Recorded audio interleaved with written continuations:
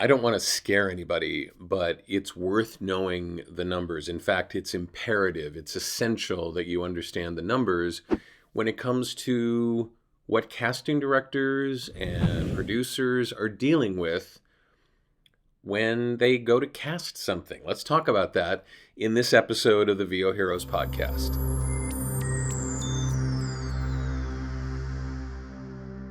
The numbers vary, but for just your average, not tent pole, not, anchor series or film, the numbers can be staggering on the on-camera side. On the voiceover side, they're even bigger.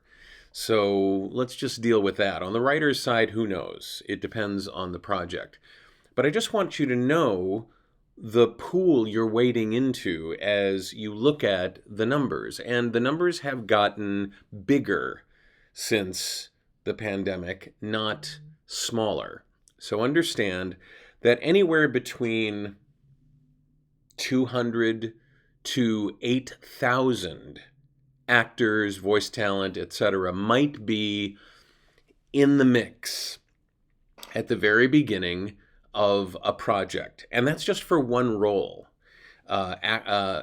Agents and managers are submitting people once the breakdown comes out, once the call for actors and voice talent comes out. They're submitting without waiting for a casting director to ask them to submit. And so those numbers can be easily in the four-figure range. Now, often they're between 500 and 1,000, but many times they're much, much larger. From there may be a pre-read round, and there you're looking at maybe 100 to 500 actors. Remember, you're one of those. There would be a second round of culling even before callbacks because they review the pre-reads. Callbacks could be anywhere between 5, 10, 20, all the way up to 200.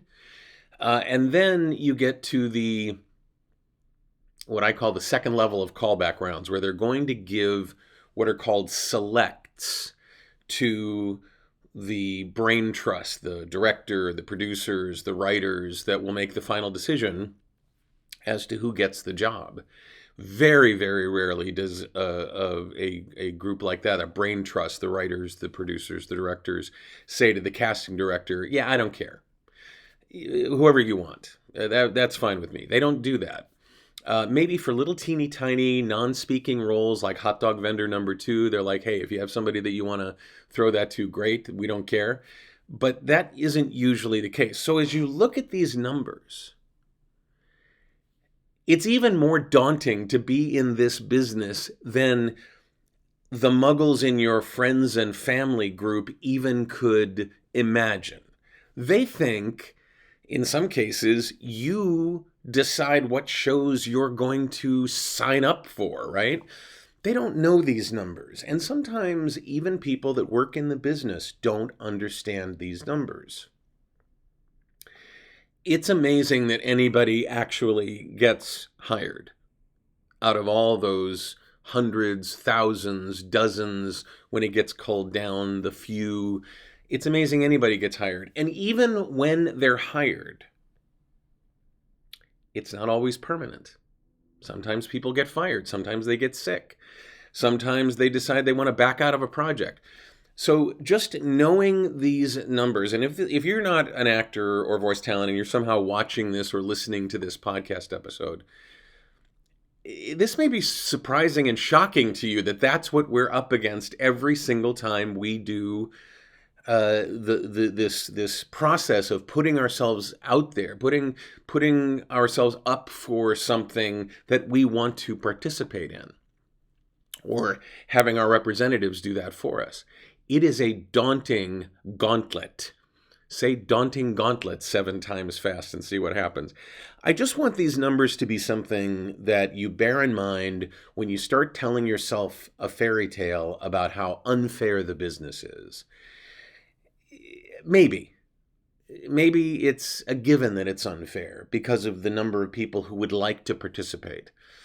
But just knowing the numbers should also give you some comfort that it's an attrition process to get to the very end, and you have to be good, and you have to be right for the part, or for the role, and you have to sound right, and you have to look right, and you can't resemble the director's ex. I mean, actually you could resemble the director's ex, but not usually.